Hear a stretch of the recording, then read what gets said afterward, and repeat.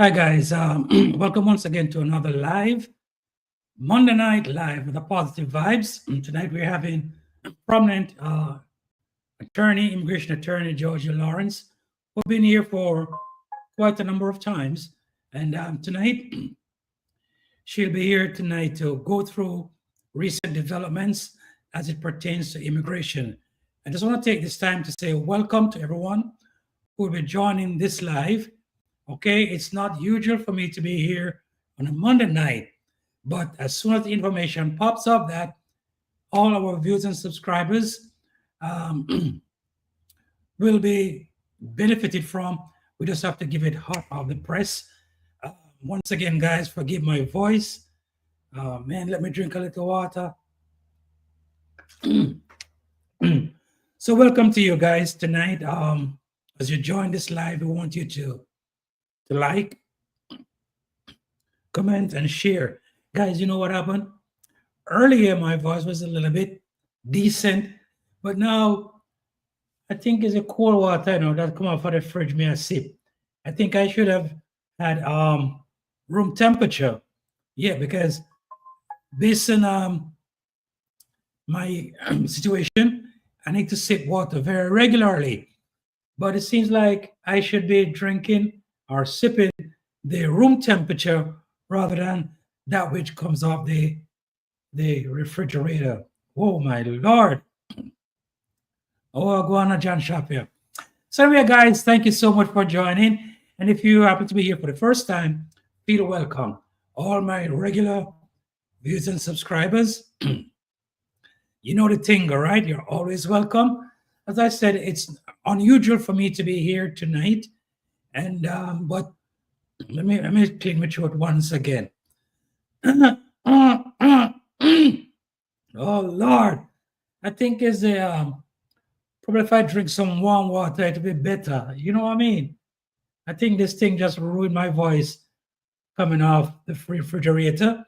I hope it will get clear up in a couple of seconds as we go through this live tonight. So far, we have 2 persons joining or 3 persons. Come on, as you come on, please identify yourself, where you're watching from. And tonight, guys, we're going to have a call-in session, right? I'm going to put a number on the screen for you to call in. And if you need information or anything that you need to say, you know what I mean, you're not clear about, need to be informed, the attorney will be here to give you all that information. And it is free, right? It is free. It is free, right? So, guys, let us see how many more people are coming on before we eventually bring on our attorney. Okay, we have here, lives are coming. And as you come in, guys, please just like the live. First of all, give a like, right? First thing you got to do, give a like. The second thing you have to do is share it, because I know your friends, you may have some friends, family, co-workers, somebody that you know who will be benefited from this information. I don't want to keep it to yourself. You want to share it. It is free tonight. So the first thing you do is to like it, the live, as you come on. Second thing, share. And third, we want you to be engaged, ask your questions. And also the telephone number will be on the screen where you can call in and air your concerns. And certainly tonight we are going to be having a great night, right? So until more people come on in, we want to just, let me see, how many more people? Yes. Let me check something out here. Thank you, guys. And for those who like to watch incognito, we welcome you, right? Most definitely. And as I said, for those who will be seeing this on the replay, okay, yes, okay. On the replay, we want you to say welcome. And if you have not subscribed to this channel, please do so. And thank you so much. We just want to build up the audience tonight. I know our attorney, she's waiting, ready to go. Information hot off the press, and she want to share it. And there's one thing I love about our attorney tonight. She's a person who really believes in possibility. She don't face nothing impossible, and she can conquer all the obstacles and overcome all the battles. And she worked for her clients with such passion, such empathy, and she loved what she does, helping people. And she has been successful. She got a high success rate under her belt. May I tell you, it's not normal. All right. So once again, guys, welcome to this broadcast, this live stream, and I think we want to probably just bring her in so persons as they join. You know, we have a great night tonight. So I'm going to take this opportunity of bringing our attorney on. So, guys, tonight is the night. Okay. Hey, Georgia, welcome, welcome, welcome to another live tonight. How are you? Oh, your mic, we're not hearing you. We're not hearing you.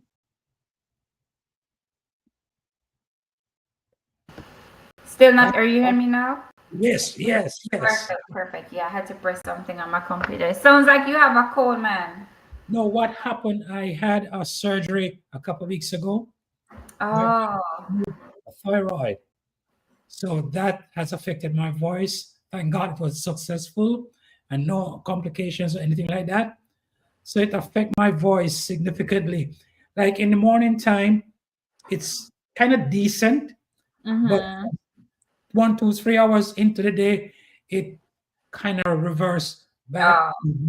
But I'm Make sure sounding, you something like hot tea with lemon. That should help. you And know, honey. yeah, my wife said that, and I tried it once, and man, I think I'm drinking. When I drink this the water at room temperature, it works better than one on the fridge. Yeah, you probably need to do that. That's better. Like Yeah, keep it room temperature or something warm, not the yeah, cold water. That yeah. would probably help. I should get some cold water, some kind of warm water. But anyway, I'm trusting. I won't sip any more of this water. I'm Yeah. trusting my faith. My voice will improve significantly. Yeah, so I did this surgery, and you know, I, you could, I couldn't talk like this. It was like, but Mm-hmm. it has improved significantly. But Good, mom, good. time, you don't know, say, but as time goes on. Okay, so we hi Doreen. Doreen is here. Welcome, Doreen. Are you Good. And I have some people here too because I also went live on TikTok TikTok? and Instagram. So welcome everyone. Great, great. All right. So we are going to hit the road. And so once again, welcome to another live. And we appreciate you for being here, sharing your time, volunteering to bring this information to our people who are affected by the recent and continued immigration Yeah. situation. And there are so many new things are happening. And we really appreciate you for being here tonight to share and to give all that information. So without any further ado, I just want once again to introduce yourself and give us, go ahead and take it. I'll do less talking tonight. I'll Yes, just, I need you to rest your voice. All yeah, right. all All right. right. So welcome again, everyone. And I'm live on TikTok, Instagram, and also on I am underscore Rupert Show. So if you're not following him on YouTube, go over there, like and subscribe so you can see whenever I'm coming on to his channel or whenever he has other professionals on here. He's always sharing valuable information. Also, please follow me on YouTube if you're not at Attorney Georgia Lawrence, and on our social media platform. What we're talking about, it may not be information that you need, but it could be information that somebody around you needs. So please share the information. As most of you know, I am an immigration attorney. I represent clients in all 50 states and outside of the United States. My office is based in Fayetteville, Georgia. I'm also a federal employment attorney representing plaintiffs in all 50 states and the United States. And I also do mediation only in the state of Georgia. So I have a lot going on, but tonight we're talking to my immigration community. First of all, I want to say there is a lot going on. I do feel for everyone. And I must say, like, I made a commitment this year that I wanted to be on live at least every Monday. I get busy sometimes.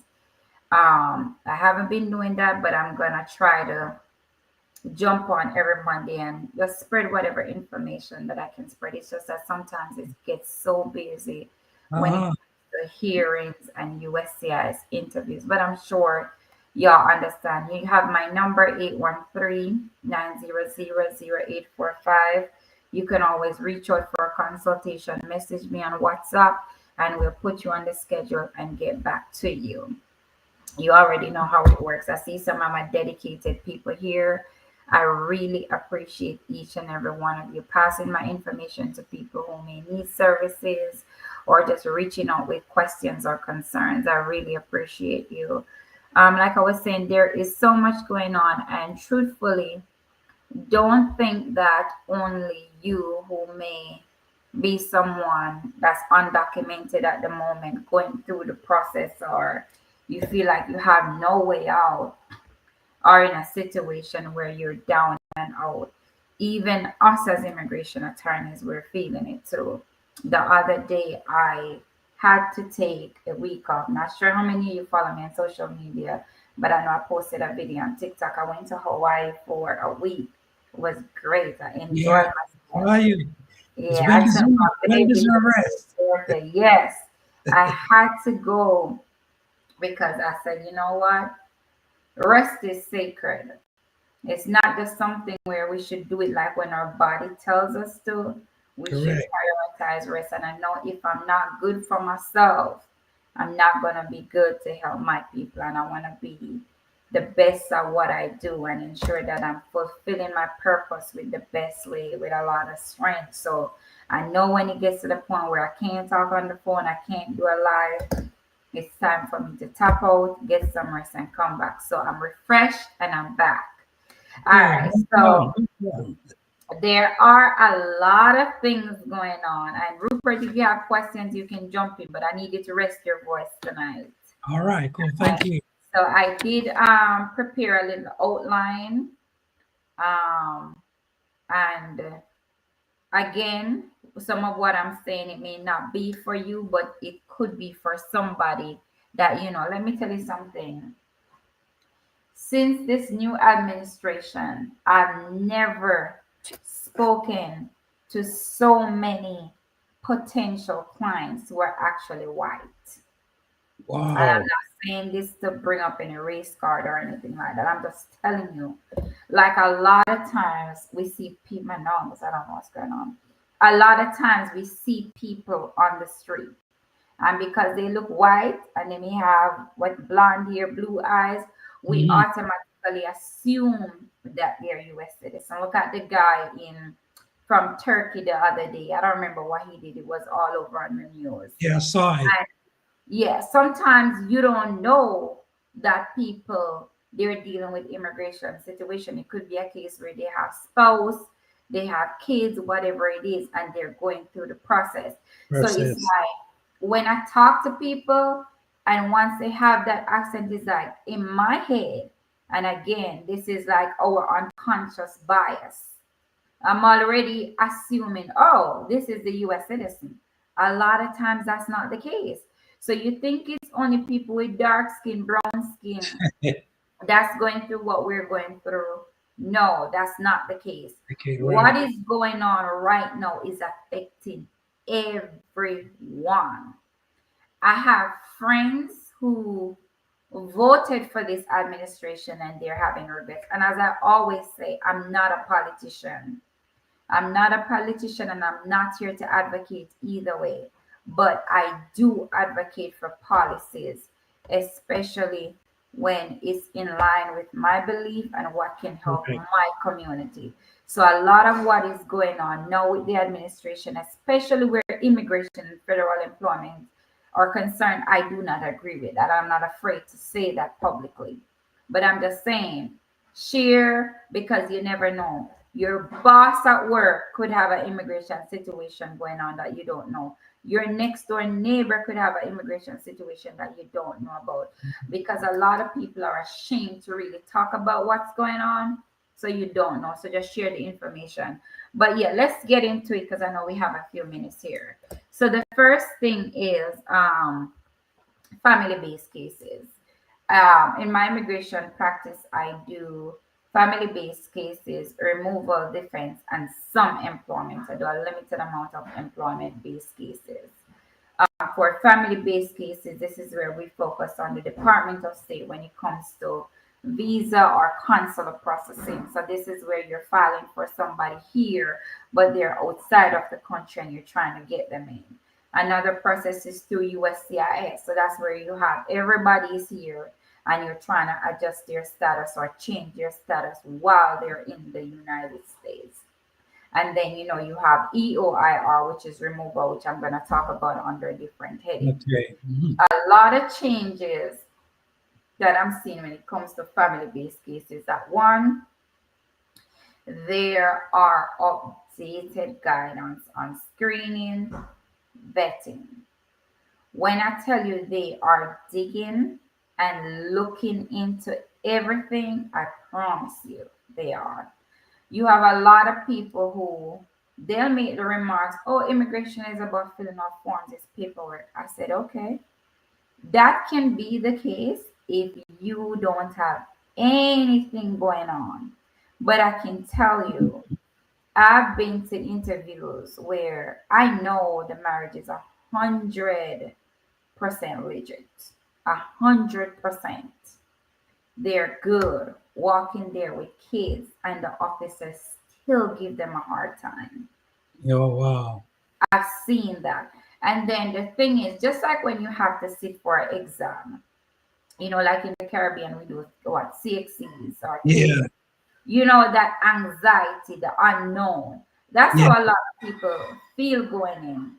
So I always say if you can afford it, you go in with an attorney. So my Attorney. clients, I go to the interviews with my clients. Any kind of interview they have, unless it's a case where I just can, and I may have another attorney accompany them, or I may do what is called a telephonic request Right. so that they can give me a call while they're there. But So, now is not the time for you to be going into those interviews by yourself. not to cut you, Georgia, I want you to repeat again that you are one of the attorney that goes in with your client. Yes, I do. Oh, wow. Not many Mhm. attorney does that, you know what I mean? I've heard that before. Yeah. And again, I'm not here to judge, but I've heard that. I don't know how, especially in this administration. So since May, June, July, I've been doing a lot of travelings. August isn't so bad. Like I think I have like 5 places this month. I haven't been Um, receiving notices for September as if I have 2 in September. But yes, I do travel with my client. I can tell you this because of how they're vetting. And don't get me wrong, I'm not saying that all officers are out to get you. The correct. truth is, for the most part, they're doing their job. These Yeah. policies were always in place.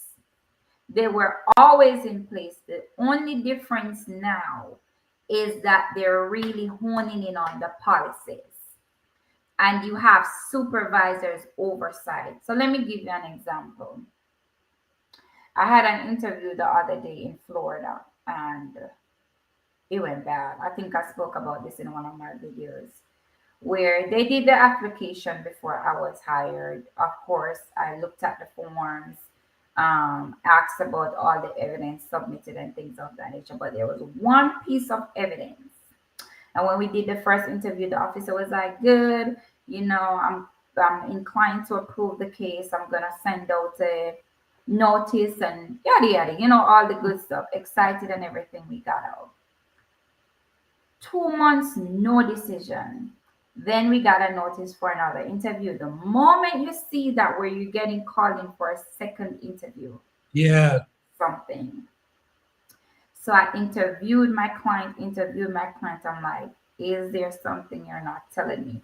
We talk about previous marriages, if there's any outside kids, any affairs, criminal history. We spoke about everything, did the same thing with the spouse. Oh, no, no, no. I said, there has to be something, I'm going to put on my investigative hat, try to figure it out. And again, we're going to prepare for another interview. Went to the interview. Of course, it was a Stokes interview where they were That's separated. right. Went in, asked the petitioner a whole bunch of questions. She was able to handle herself. Same thing with the beneficiary, but there was one thing. There was a piece of document, and in that piece of document, the date didn't line up to the testimony that they provided in the first interview. And Oh, that was a discrepancy. But guess what? That was a big piece of evidence. It was a big piece of evidence. So when they separated them and quizzed them on it, mind you, I wasn't involved in that first filing, so I right. really didn't have all the details. And can't say everything on the live, but it's a case where the document is questionable. And that's one thing. Make sure that whatever you're sending in right now, you are able to identify And and if I, explain. It can't be a case where you say, oh, my attorney submitted this, or the person who prepared my form submitted this. And this is why it's key when people say, oh, it's about filling out forms. I just look at them and smile because I know if they ever get in rut, then they would push that statement back down their throat because right. it's not true. Another incident was, and this was, I felt this one to my soul. So client went in for an interview. This is one of the interview I had to choose. So I was dealing with a marriage-based case and a citizenship case. The marriage-based case was, he had more, so I had to go with that client. But the citizenship case, he was prepared and everything, went in, answered all the questions, did good. He got the paper to say we're gonna do a review and send out the notice for the oath ceremony. I was excited for him. We spoke. 2 weeks later, he got a notice for an interview. The moment I saw that, of course, I'm gonna dig like what's going on with yada yada. Come to find out when he went in, even though it's a case where he's filing the citizenship based on the 5 years, because you can file a citizenship 3 years if you're still in a marriage, Correct. or Yeah. 5 years. So even though he's basing it on the 5 year, they're still questioning the marriage. And when I tell you they went down into the nitty gritty, Yeah. Wow. they went down into everything. So, what I am doing with my clients is that I'm preparing everybody for their interview as if the fraud detection team is going to be in place because it's two separate agencies or entities. So, a lot of times you go to USCIS and you have an interview. It could be a case where you have a fraud unit already doing their investigation.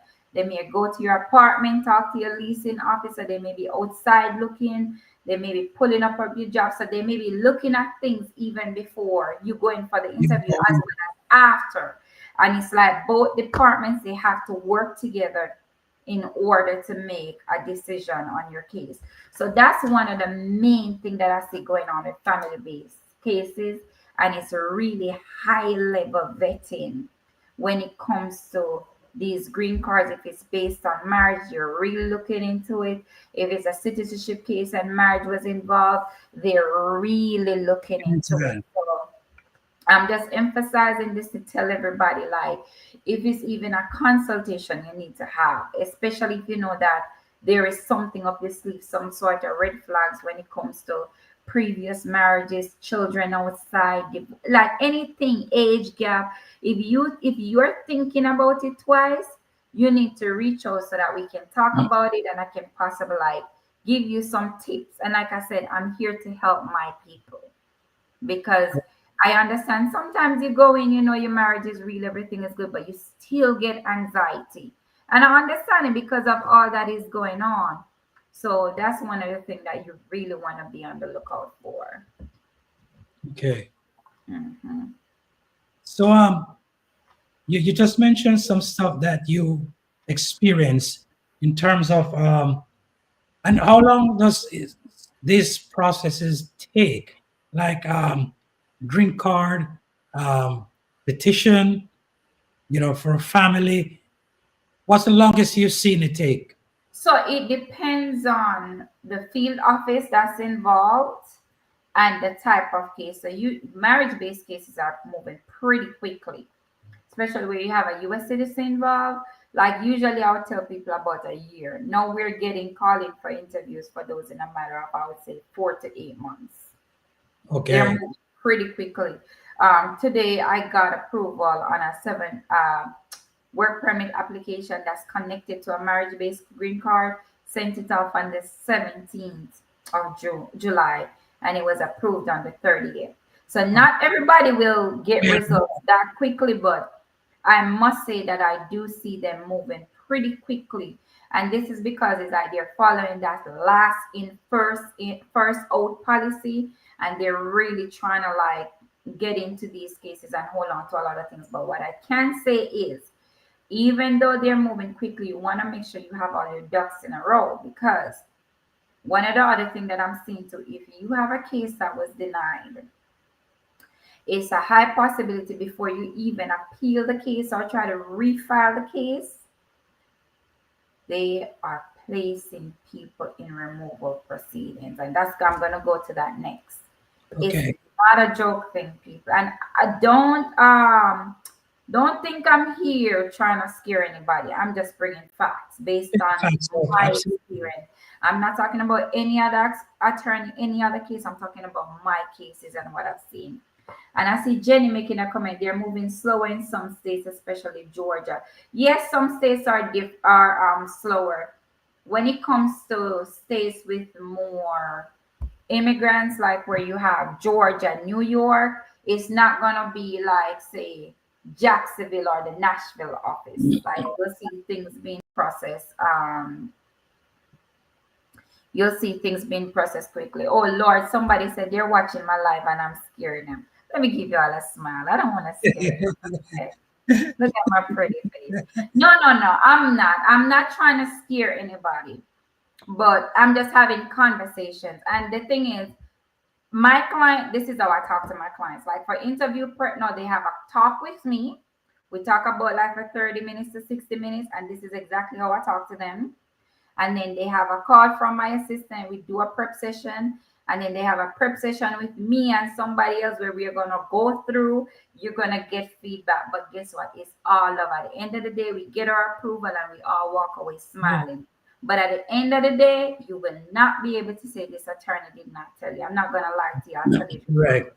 Yeah, because I want y'all to know what you're facing. So the other thing is removal. And like I said, when I'm looking at the people is joining here, most of y'all, you're my people, so you know what's up. And I see your wifey here. Hello, ma'am. She's saying hi. Yes. Yes. Hello, hello. All right. So with removal now, you're not remove. So you have different. You have Department of Homeland Security, which is the big branch. That's the big umbrella. And then on the Department of Homeland Security, you have the umbrella slopes. So you have one agency, which is the USCIS, which we just spoke about. You have removal, UIR. So this is the court. This is where you don't want to be at. Now, unfortunately, I do have some people here. They're in the court system. It is a completely different process. And I have to say this because a lot of times when you sign a contract with an attorney for USCIS, people feel like if they get into removal, it should be the same thing. No, you'll see it's a whole different ballgame. You gotta sign a different contract, retain if that's what your attorney does, or pay a different fee. It's separate and Separate. harder. And a lot of attorneys do not handle removal works. A lot of attorneys don't handle it. I handle removal work. I don't do everything.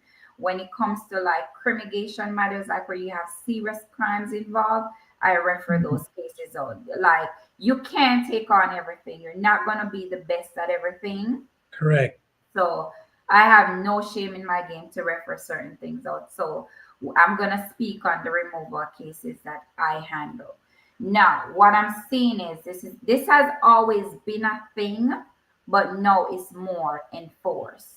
So let's say that you filed your I-130 petition, your green card. You may go through the interviewer, they may do a request for evidence or a notice of intent to deny, whatever the case may be, and you got a denial. And I see this a lot for people who try to file it on their own. Right now is not the time for you to run certain drugs. Because guess what? At one point, you really didn't end up in removal proceedings unless you are undocumented, and let's say that you did something quote unquote bad and you end up in the criminal justice system. Then the judge would reload. If you're not blah blah blah, you're not a citizen, you can and will be subjected to blah blah blah, and then that's how you end up in removal. No, that's not the case. It could be a case where you go in Walmart and you steal a candy.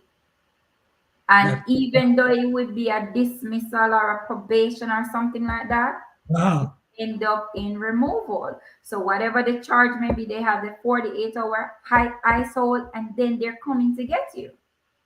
They are waiting. You see, there is a hiring freeze right now with the federal government. But guess what? There's an exception for areas like immigration enforcement. They're hiring, they're giving them a sign-on bonuses. They want people to come and deport you. So I'm telling you, it's almost like it's a booming industry. And unfortunately, and I'm very big on this, in college I studied criminology. And one of the things that I focused on in one of my areas was privatization of the jails and prison system and how it affects our community. And it's sad because I'm seeing that being spilled over into immigration, which is very unfortunate. But if you see, they're building jails and prisons, these counties, in order to get federal funding, they're signing off on deals with the administration to put people in jail and prison. I'm sure you watch the news, you see what's going on. Yeah. So this is not a joke. So like I said, no, it's not the time to play with your future. I do little tidbits videos out there here and there, and there's one where I did tell people how to look up if you have a removal order or you're in removal proceedings. So you could just Google EOIR case status check, and let me say that again, EOIR case status check, and you put your A number in. If you see anything come up, you need to give me a call, 813-900-0845. You shouldn't be seeing anything. So if you're seeing something, you probably have a removal order or you're already in removal proceedings. Now with this process, it is different, because if you're in removal proceedings, it's not a case where you can just go through USCIS and get a green card. You have to fix or figure out that removal proceeding first. So a lot of times you have to do what is called a termination, try to get the case closed, removal proceeding closed, so that you can be referred back to USCIS. Under the Biden administration, those things, we did them simple. Like, once you have good standing to do it, you file a motion, you go before the judge, you argue your case. Usually you get objection, but even if you get objection, you have case laws to back it up. No, that's not the case. And when I tell you have those DHS attorneys, I don't know what sort of hell they're from, but they're really pushing back, and that's because they're being guided as to how they should be dealing with certain things. So it is a real thing. I've had clients who have done things for, like, say, appeals. Like, they come to me after a case is denied, I'm doing a motion to appeal for them. And even before we could send it out, we're getting removal orders. So it is a real thing. I know most of y'all, you're on social media, you're hearing what's going on. And again, I'm not trying to scare everybody. You don't have to believe everything you see on social media. You have to fact check. And I always tell people, you have sources like NPR, Political. Those are good sources where you can get accurate information versus a whole bunch of village lawyers on social media just saying a whole bunch of stuff they think they know.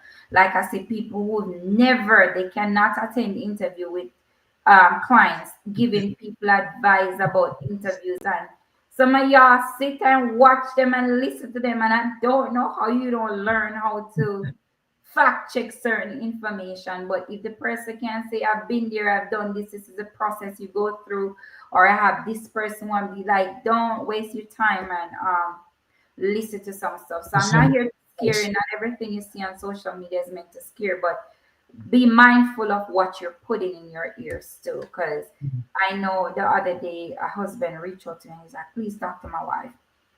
She sits on social media all day and she's just listening and she's going crazy. Oh I'm my like, God. oh. And when I spoke to her, I could tell.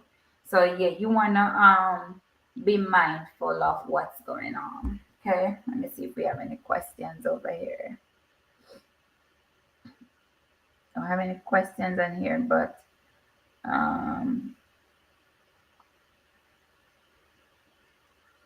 do see a lot of comments, and of course afterwards I'll go back through and see if I'm missing anything. Same thing, I see your comment over here, Jenny. All right, thank y'all for joining. Attorney Allison, I see you. How are you? Okay. Alrighty. Yeah, so I guess we can move on to the next thing. So the next thing that I have on here is for visas. So a lot of visa waivers now, they're not in place. So most people have to go in for interview.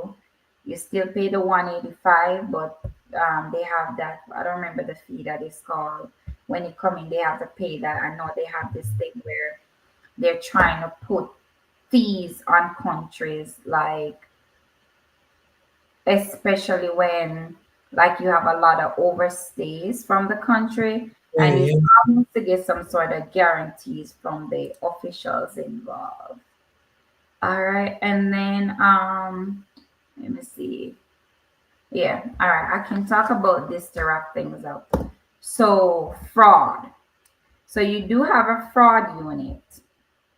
And some of the things that I see them looking at is one, marriage fraud. You all know, like if you go into USCIS office, you'll see the penalty where you have the 5 years, 25,000. They're not afraid. It's almost like they're advertising it. And you see the whole thing as if you walk down the aisle for the wrong reason, you could be walking down this aisle and then they show you the jail cell. So that's the scary part about it, because see, USCIS was always seen as the good brand. So when you go to USCIS, you're happy. You're trying to change your status, you're trying to adjust your status.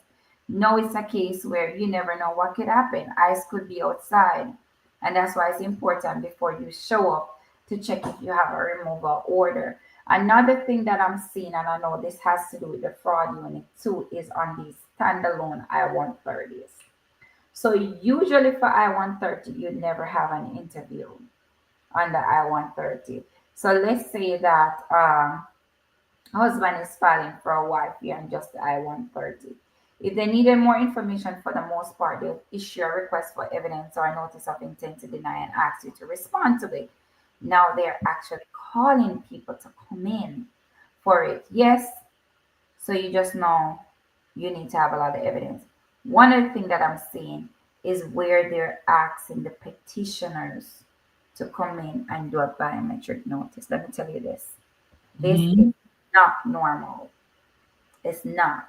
So if your spouse has, let's say, sexual crime against a minor, they're not able to file for you. If it's anything else, they're able, like you know, you have some exception like kidnapping and all that, they issues. But say something like theft, they got into a fight 5 years ago, it shouldn't affect you. But the more and more I'm seeing this where they're calling in the petitioners to come and do fingerprint. You know what they're looking for, to see if they have anything up their sleeve. The other day there was a man who went in for his interview.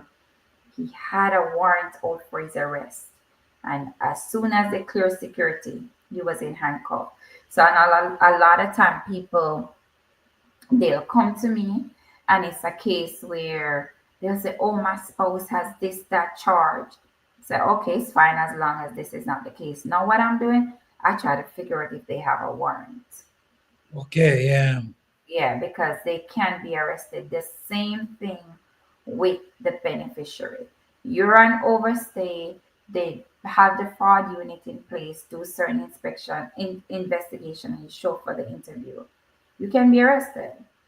You can be. So I ensure that I talk over everything with my clients before going. And we even have a plan B game plan. If this is the case, what are we gonna do? So again, I know I got a message that I'm scaring people. I'm not scaring y'all. I'm talking. Just the truth. You know, it Yeah, better they hear it now than experience it. But hear it now, they can take action. Talk to your attorney. Get an attorney who is qualified attorney, yeah. non-qualified attorney. One of the things that I tell them too is, if you're my client on here, listen to me good because I'm talking to y'all. Okay.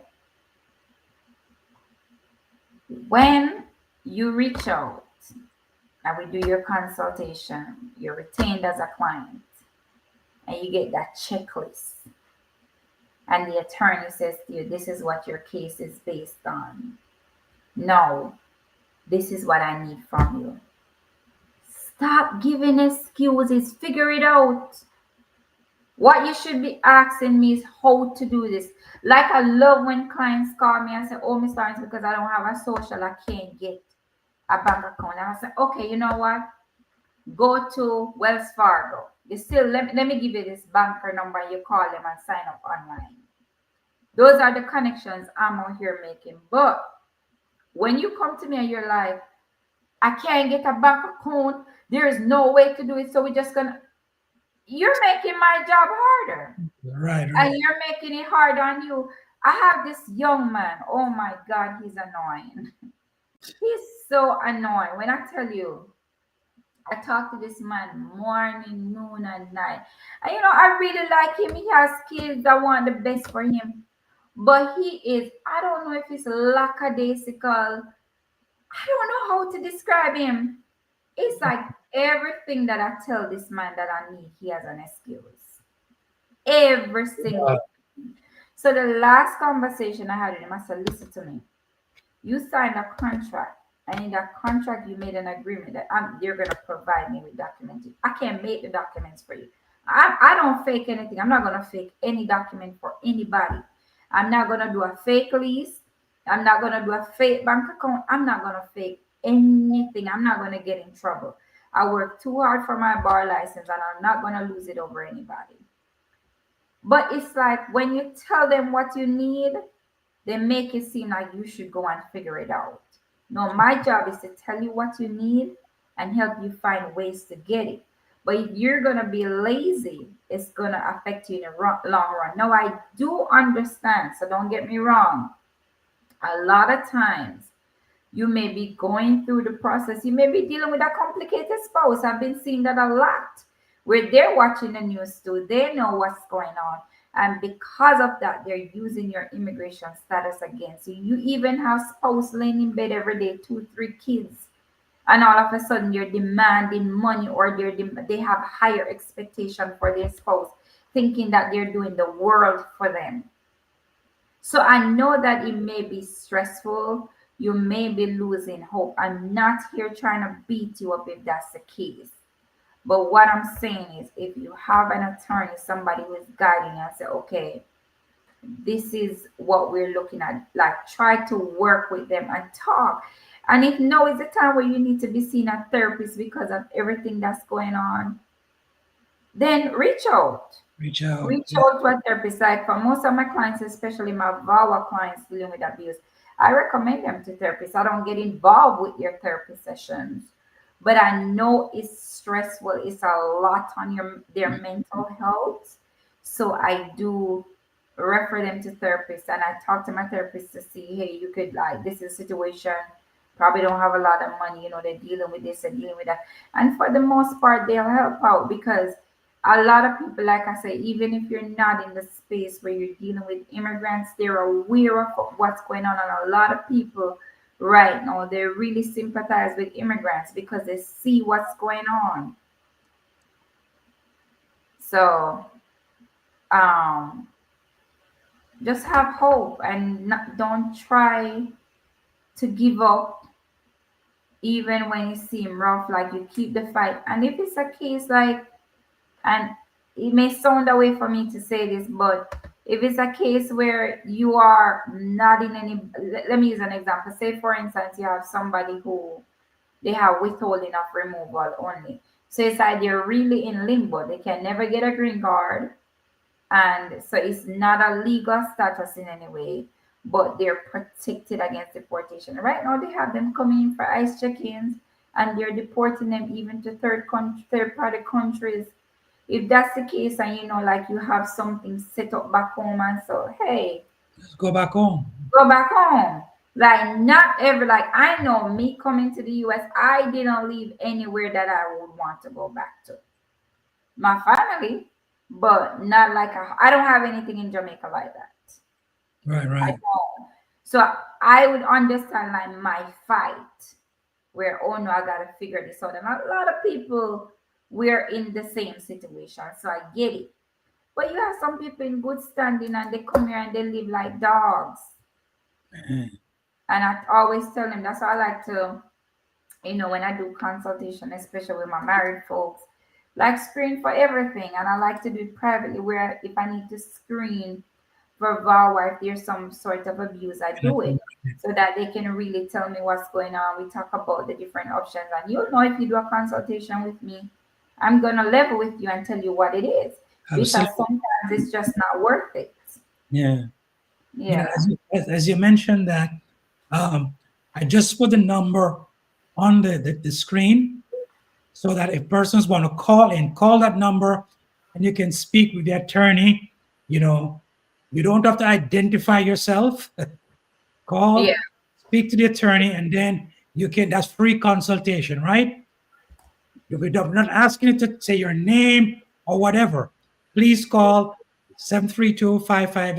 732-558-3743. And guys, you want to get an attorney that has that empathy, has love what she does or what he or she does.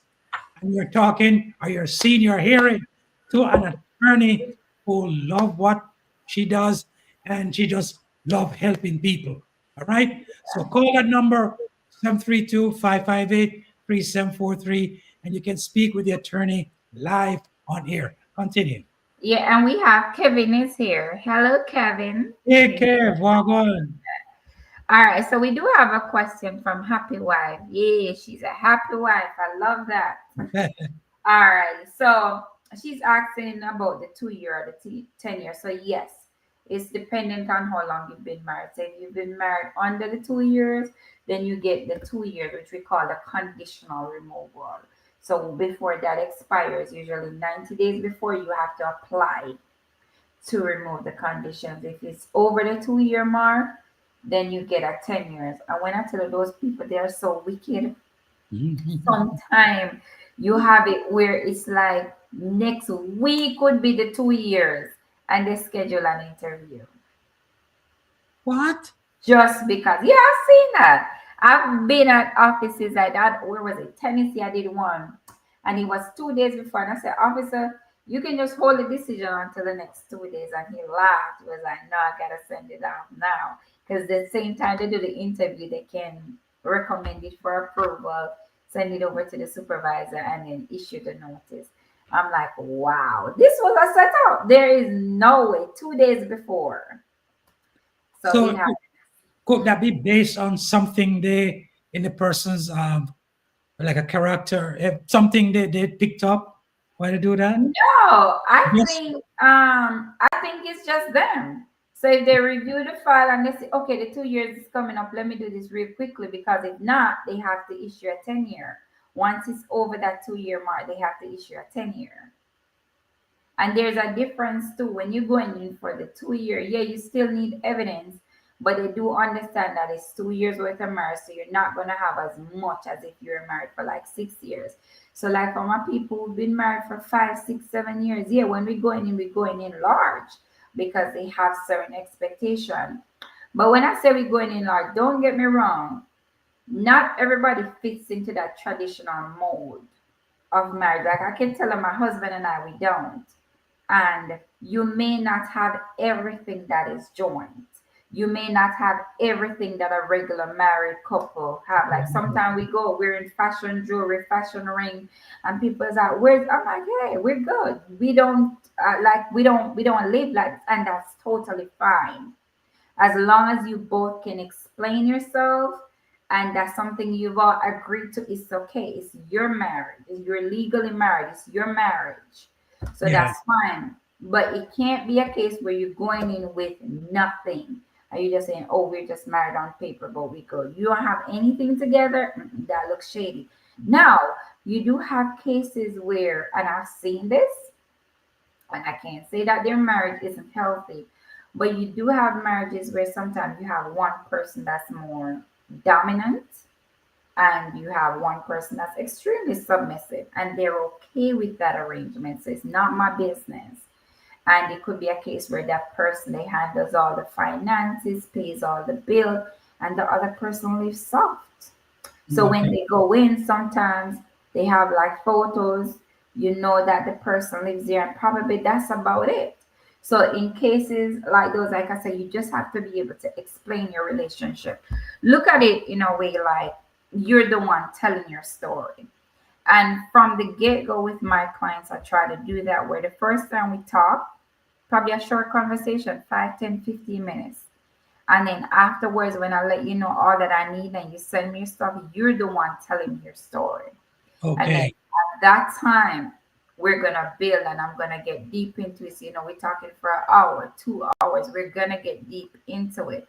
It's the same thing when you're presenting your evidence to the government or you're going in for an interview.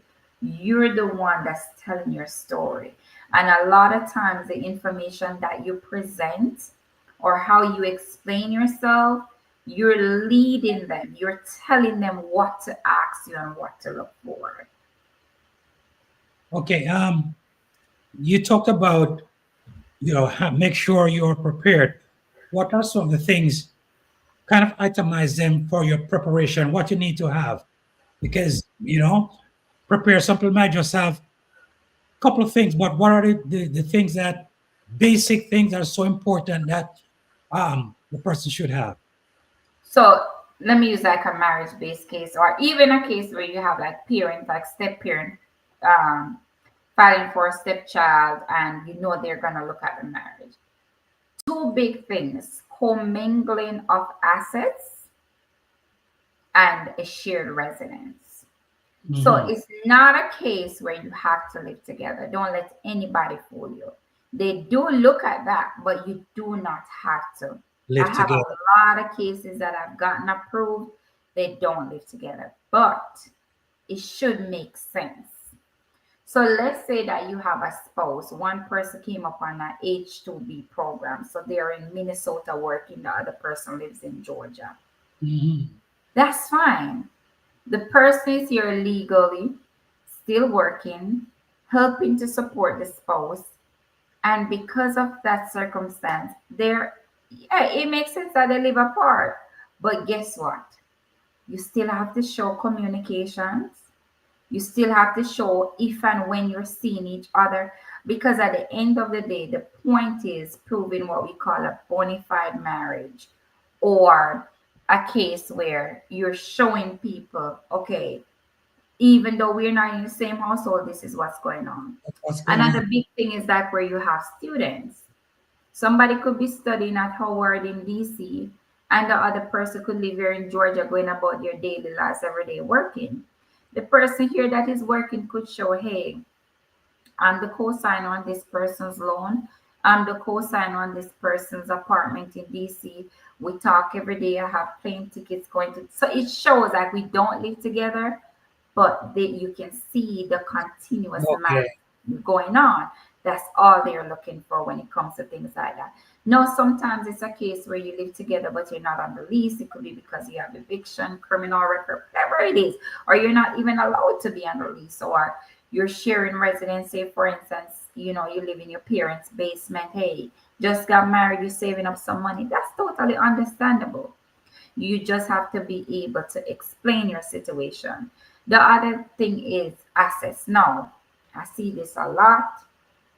You know how they tell the kids not to use that word stupid? I'm going to use that word stupid tonight. Let me tell you. People need to have sense. No, they come with tax returns. You've been married for 3 years. All 3 years worth of tax return. You file separately and you file single. And you married for 3 years. That's stupid. Yeah. Not even married but filing separately, but single. Come on, man, go and amend the taxes. So little things like that. Like, why is it that your tax preparer is thinking that you're single? Why aren't you correcting this information? So I know sometimes you make the mistake or slip through the crack, or probably you're doing your taxes right after you just got married. That makes sense. You understand? Right. But when it's a case for years you're doing this way, that's screaming Married it's family fraud, single, fraud, right? fraud. So sometimes, like I said, you're giving them information to look into, or you're the reason why your interview isn't going well because of the things that you're presenting to them or the evidence that you have in place. So things like this, you really want to look into. The same thing with the bank account. How is it you're going to have a bank account where you deposit $300 today, you pull out $250 next week, I used $50 at the gas station the other day, and that's what you did for the whole year. That's the only bank statement you have with any form of transaction. If you're saying that you have a bank account, why are you not using your bank account? Unless it's your savings account. And if that's your savings account, are you putting like $50 in there every week? I have people who they come to me, and then during the interview process, I'm like, what's going on with this account? And they'll tell you, oh, I use it. The spouse doesn't even know that the account exists and you're going to present it to USCIS. No, because it could be a case where you have a Stokes interview. And if it's a Stokes interview where one party is going in before the next person, why do you have documents that that person can't explain? Oh, I know about this account. Oh, I didn't know about, I don't know who is in that picture. I don't know. Like, it's what is going on? So as you mentioned that, what about married but international? Mhm. The spouse in another country filed for them. How that works in terms of showing assets. And you mentioned taxes. How should one file? So that's different because, like I said, just like we're not stupid, they're not stupid. If Okay. it's a case where you don't live together, say for instance, I'm in the US, my spouse is in Jamaica, we just got married. It's a possibility we're gonna have the marriage photo, some text messages, call logs. I probably fly down to Jamaica to Go down holiday. this, We right. stayed at Moon Palace, we stayed at Grand Palladium. I met his parents, his cousin, and that's it. That's Okay. totally understandable. You're not gonna have tax return, you're not gonna have the joint lease, you're not gonna have a mortgage, you're not gonna have certain things. And it's the same thing before you get a social. There are a lot of things you're not gonna have. But Correct. like I said, when you go in, you need to be able to talk and tell your story. And I get it, like not everybody's a chatty mouth like me. That's fine. And that's why when I'm in the interview, like I always tell my clients, if you hear me jump in, be quiet. Because I'm like a fly on the wall. I'm there to clarify the record, make sure they're not badgering you and everything is going right. They're not violating any constitutional rights or anything of the sort. Now, if you hear me jump in and I have to clarify the record, you want to listen to what I'm saying. We had this incident the other day where guy went in. It's a case where, you know, unfortunately his wife cheated on him. He actually saw, very cool, calm, collective guy. So no, we didn't have a murder charge, thank you, Lord. Mm, But you know, he was in his feelings, of course, separation, back together, trying working on little things here and there. But it's not gonna be the same. That's not something you just get over in a month or two. correct. And he was honest. He went into the interview and he spoke about it. No, this big, I don't even know how to describe her, officer. I can never forget her ugly face. Mhm. Um, she was there and she kept drilling him and drilling him. Okay, so when you did the removal of condition, you were separated, but you have a joint petition that was, I said, because first of all, when you're dealing with what we call a layman, you're not a lawyer. Layman, like it would be stupid of me to come on here and I'm using a whole bunch of legal term. I'm not talking Correct. to lawyers or judges. I'm talking to my people. So you can't do things like that. So I had to say, no, you need to explain this thing because you keep asking him if he's separated. Now, in the eyes of the law, when you say separation, it's a legal term. You can go down to the court in most states and file to be legally separated. Oh, they're telling me that I have 4 minutes. And file to be legally separated. When you do that, it's a legal thing. So I said, no, he's not telling you that he's ever been separated. He's explaining that he's been having issues Issues. and how they're working on it. So she's like, oh no, you're putting words in her mouth. No, you're not going to have my client admit and sign to something about separation because guess what? He doesn't understand that terminology in the legal things. So you just got to be careful when it comes to things like that. Another thing, let's say persons you file for a spouse or someone, right? And you have to show an affidavit of support, like bank statement, right? In terms of standing, how that bank statement have to look? Is it that you put money in today, you draw it out tomorrow, you put money, how you overdraw? So for an affidavit of support, and let me say, hold on there, Rupert. So Instagram, I see we're still good. I don't see any notification, but TikTok, I got the notification that they're gonna end. I guess with TikTok, you end like what, every hour? I think that's what it is. So I'll just restart if it ends over there. But when it comes to the affidavit of support, first they look at your taxes. If you didn't work enough, then you're not gonna have the taxes to file. And there's a way around that. So you can use assets, like you can use bank statements. You can use like a house, any assets you have, you can use it, but there's a different calculation when it comes to that. If you're using bank statement, yes, they want to see the liquid cash in the account. So a lot of times they look at the ending balance. But if it's a case where the day before, that's the day you put $50,000 in it, and then you're submitting the bank statement, that could be questionable. So if you're going for an interview, they may ask you for an updated bank statement or something to show that you don't need a joint sponsor. I've never had that issue, but it can be questionable depending on when you put the money into it and if it is showing that that's what you did. Okay. All right. And then you also can get a co-sponsor to sponsor in terms of affidavit. Yes. Once you don't make enough, you can use a joint sponsor. You can use 2 joint sponsors in some situations too. But your account must have to show transactions that is not looking away. And yeah, but if you don't have enough, so let's say that you don't have like your enough isn't on your taxes and you don't have your bank account, or let's say you didn't even file taxes, you can have a joint sponsor. And if that joint sponsor has enough, you don't need to show anything. Okay. Yeah. All right, guys, there's a number up there you can call 732-558-3743 and speak with the attorney. And I want you to put your number up there, guys. No, I want to put your number up there so persons can call into you your information as well.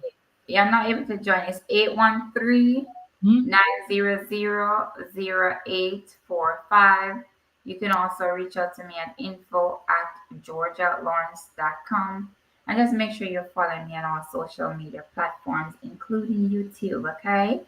And make sure you're following @Rupert as well. So that's your number up there. I'm going to end over here because I can't verify this puzzle thing. It keeps doing it. So yeah, we're going to end over here on TikTok in my... Yeah, we started again. So guys, you're watching this live, and if you have questions, you can either type it in the chat or you can call in and have your questions answered. It may not necessarily that you're having this issue, but you know somebody, know somebody who is having a problem having certain fear, anxiety, and not clear as to their status, you can call in. And I said you don't have to identify yourself. Call in and speak with the attorney. This is free consultation. It's better to be informed from the attorney than to listen what bloggers and gossipers and all these people said. All right. Saying a bunch of stuff. Yes, All I'm going to right. put the number up there again for you to call. All right. And while we wait to see if anybody's calling in there, I'm gonna shut it down over here on TikTok and Instagram. Thank you both for joining. Really appreciate you. Don't forget, follow me on all social media platforms, including YouTube. Also follow I am underscore Oh, Rupert. Ensure that you subscribe so that you can see when he's going live. I'm normally live with him, so you will see what's going on. I think I ended over there on TikTok. So until next time, people, I will see you. Thank you. and guys, please like, and share. So you're just now on YouTube, right? On my channel. Yeah, for you, like I'm on it with you. Okay, so those persons who are on TikTok and Instagram could still join by just coming on the channel and continue to watch the show, and your questions will be answered. All right. Um, you have some. I want you to tell us of your successes. You're I've seen where you represent people, and it's like they were like, oh my God, they were on top of the world. Share some of your successes to our folks. I don't share my successes a lot. Probably should, but I sometimes I post little things and Yeah, it's really to give people hope. Because I know we're living a time where people feel like everybody's been denied, everybody's been placed in removal, they don't have a chance. I have people straight up who tell me I'm not going to the interview, I'm not going to court, there's no hope. And it's a lot of times because of what they see going on social media. So, like I said, if it's a case where you're going through USCIS, it's a family based case. A lot of times you have a high chance of being successful. And like you have a lot of attorneys out there who are very fair and they'll tell you what it is. Like I know if you come to me, you do a consultation, I'm gonna tell you what it is. Like I had a consultation with a lady earlier today, and I said, no, ma'am, you don't have a good case. Right now you just need to lay low or skid. So you will get that level of honesty. honestly. We've been doing great. Thank you, Lord. Today, like I said, we had a work permit that we applied for on the 18th. We got it back on the 30th, which is great. I had a client, and I'm just thinking like some of the big wins on top of my head. We had a client the other day out of uh, Montgomery, Alabama. Her petitioner spouse was actually in jail. And usually, for cases like this, they'll do a request for evidence and continue the case so that the petitioner can be there. Because it's a thing, if the petitioner is not there to testify about the validity of the marriage, usually it's a case that you get denied. And we got the case approved on spot. We actually got a compliment from the officer with how everything was just Oh, God. packaged, where, Wow. where it was told even before we got in. Out of We got a VAWA case approved the other day in Georgia. Very great case. Very good, like very good VAWA case. It was a sad story what happened to her, but good for her in terms of her immigration situation. Here, 5 years without paper, came to us, husband giving her the runaround, intervened. She thought the only way out was through the marriage. Intervened, we did a VAWA case for her. We were successful with that in Georgia. So happy for her, young lady. Finally got a chance to go home. And then just the other day we got a win, asylum win out of Buffalo, New York. Which Asylum. These are hard cases, eh? yeah, that was today. That's the toughest judge I've been before. The judge was nasty. When I tell you every sentence the judge would cut me off. Every sentence the judge would cut me off. My client was crying in the courthouse. It was bad, and we had to take a lot of breaks. And she was just stern. It's one of those judges who she just to the book, and it was a hard fight, a lot of work. We ended up being victorious. We had another situation, extremely happy about this, out of Montgomery again, where client in Panama City Beach, she was just walking, got picked up when they really started out with the ice race. So it really ended up in court for nothing but visa overstay. And we tried to get her out of removal. It was a tough fight. We had two go rounds before the judge finally got her out. So now her case is being processed before USCIS. A huge victory for her there. She's able to move on and live her life with her family. So we do have different success stories over time. Sometimes people ask, why you don't post about me? I say, I don't really post about everybody. I don't have the time. Yeah. But sometimes I just pick out different things and say, hey, let me just drop this real quick here. Not to brag, but Yes, to show people like it's rough, it's tough out here, but there is still hope. there is still hope. And guys, the reason why I asked her to share some of the successes is that I know that there's some difficult case like asylum and all these cases, Yeah. and she was able to get them approved. So, guys, have no fear. If you're in doubt, just call her at 813-900-0845. You have one of the best attorney I can, hands down, in the United States of America that is practicing with a high success rate under her belt. Anything at all, just one thing, be upfront, be truthful, Yeah. be truthful. Yeah. Mhm. And you have nothing to fear. And as she said, if it's a case that it can, she'll let you know upfront that, yeah. But Yeah. once there's a way, she's gonna work tirelessly to get you satisfaction and make sure you are victorious in your quest to become a permanent resident of the United States of America. All right. Um, you travel extensively all over. Hmm. What about international persons? Like somebody's in another country and have a situation, and how do you get work with that? So for my international clients, like you say, for instance, they have to go to the US Embassy. I don't go to those interviews. I just prepare them for it. Usually there is no need to. If it's like I had one in Jamaica the other day where the officer called me. That was strange. Yeah, The guy got approved, but the officer called me. But usually my presence is not required as long as we do all the upfront paperwork.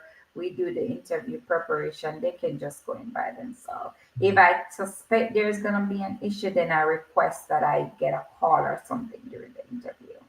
and the officer call you. Wow, Yes. that's nice. There goes. One of the things I is a question I have is about to ask. Okay, I think you have alluded to that already in terms of interview, like I-130 for international um, petition. Does that always require an interview? No, usually it doesn't. We're seeing more and more of those cases being interviewed, but for the most part, no. As So, a, what they'll do is they'll look at the documents that you submitted to make sure that they're able to identify an established marriage. That's okay, what they'll do. Or if it's like a child-parent relationship, that there is actually a relationship there. And usually the documentation is enough. If not, then they'll say request for evidence and tell you exactly what they're looking for. And once you provide that, the case is usually approved. so just about relationship and contact and Yeah, okay, that first part, that petition, is about the relationship. That's what I call a relationship. family-based petition. So Okay, it's about the established relationship. relationship. Mhm. Okay, for a citizen, I know it takes shorter time, but for a green card or permanent resident holder petitioning I-130, what is it, the time frame that number takes? Usually for those we see like year and a half, 2 years, it could go up to like 3 years. There is a processing, like say for instance, you Google USCIS processing, it will ask like for the date when filed the relationship and it will give you an estimate. Some people use a tracker too. I don't follow the tracker. I don't use a tracker because I don't think it's accurate. But usually with that processing time, it works. What I do is I look at my cases. And usually, like if somebody gets approved and they file around the same time as you, same service center, then I'll know, okay, this person is probably next. Okay. Okay. Right.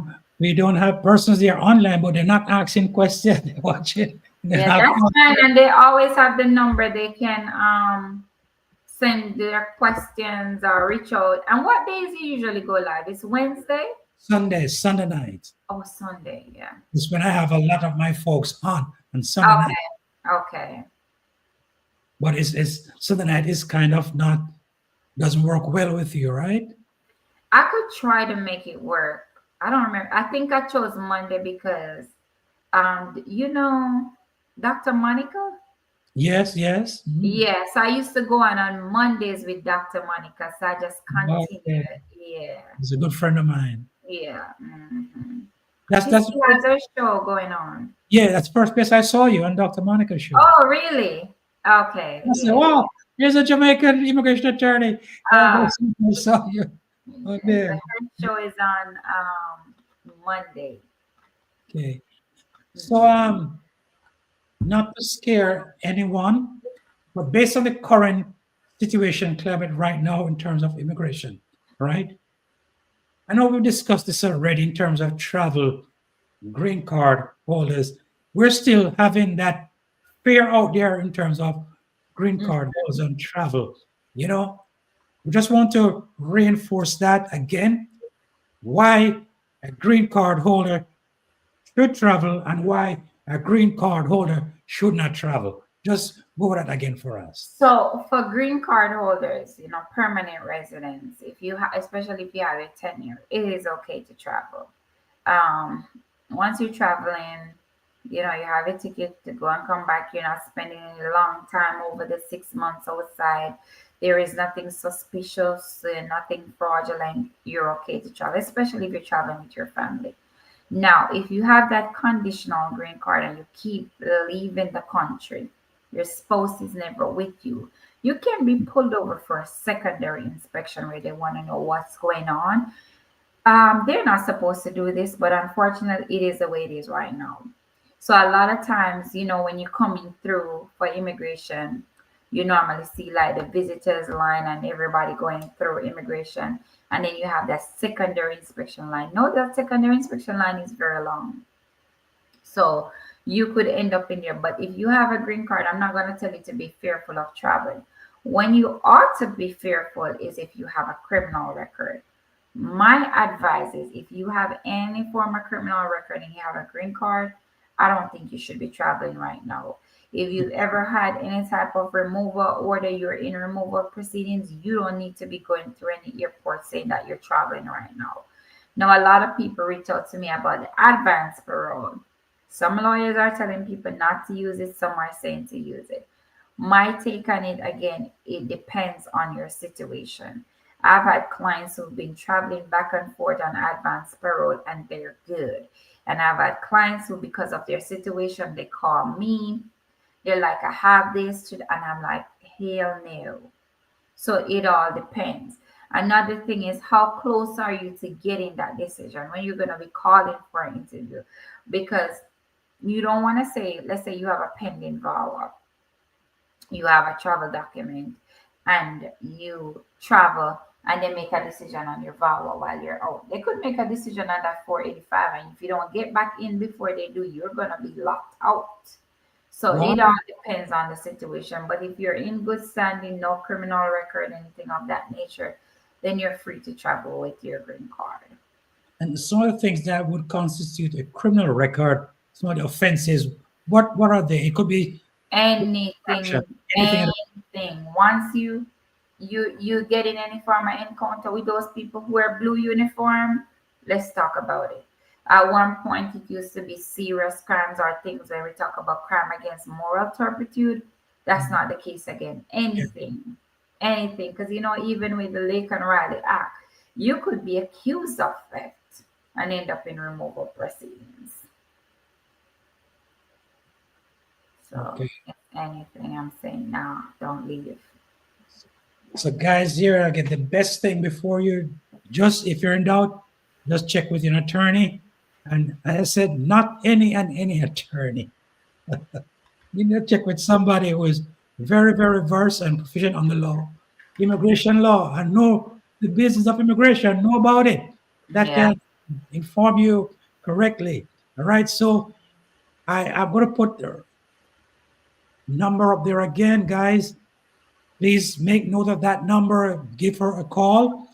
If you know of someone, a friend, a family member, or yourself who have a situation or need clarification, anything as pertaining to immigration, please, please, please, I beg you, for God's sake, call. You're not calling Miss Cleo, right? Miss Cleo. Please call. This is going to do your world of good. You know what I'm saying? This is going to do your world of good. And oh, how many more time do you have? You have about 8 more minutes? Yeah, 8 minutes is fine. I want to 8 go minutes is tuck fine. those kids in. Oh yeah. Oh my God. Oh Yeah. Lord. All right, Georgia, I want to say thank you so much for being here. You have shared so much information with us tonight, Thank and you. you're so welcome. And I'm sure that you have made someone's life better. You have made someone sleep better tonight. And for all the work you have been doing in your practice in your field, and the many families who've faced you, put a smile on. God bless you. God Thank you. bless you and your family. Continue doing the good work. You do the same, sir. I appreciate you. Thank you so much. And guys, I must tell you, she's not expensive. She charge according to the work that she does. All right. And somebody who you can talk to, very, very, very, very passionate about what she does, passionate about family. All right. So don't be scared. Call her. If you don't have an attorney, or if you have an attorney or carry around the thing, drop them. I can tell you that. Because you have some attorney, not telling you the truth, not being upfront, Yeah. just taking you around like you're not in a circle. You want to make sure you have an attorney who you trust, one who will tell the truth, very upfront, one who you can talk to, not somebody you're scared of. You Yeah, know? I've heard about some. Yeah, you know what I'm saying? And some is just about all the money. I'm not Yeah. about you as a client. All right. So you have Georgia here. You can Google her, follow her on Instagram, TikTok, Facebook, and YouTube.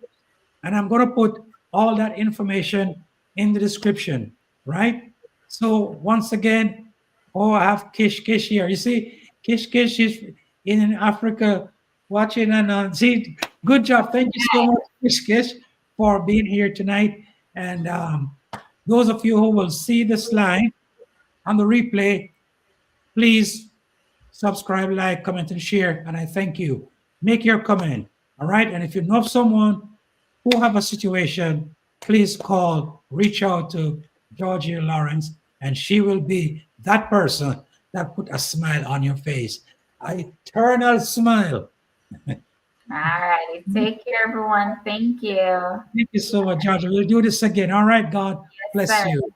Take care. All right. There you go, guys. Georgia Lawrence, for lawyer, immigration attorney. We do thank her for all the information she volunteered tonight. And as I said, there's the number. It's still on the screen. You need to call her, make an appointment, go in and speak with her. She even do telephone appointment. You can just, consultation via the phone, and she'll get you right. All right. Once again, guys, I want to say thank you so much for being a part of this live tonight. Really do appreciate you for being here, and we hope and trust that if you know of someone, family member, friend, co-worker, share the good news. Who it's at this point in time having issues with their status. There is hope. There is hope. That person can be helped. We just need the right attorney. And I have the right attorney here with me. She was here tonight, and her number is still on the screen. Check the description. I put her information therein, and you can follow. Give her a call for a consultation. Thank you so much, guys, for watching this video. Thank you so much for watching this live. And please do like, comment, and share.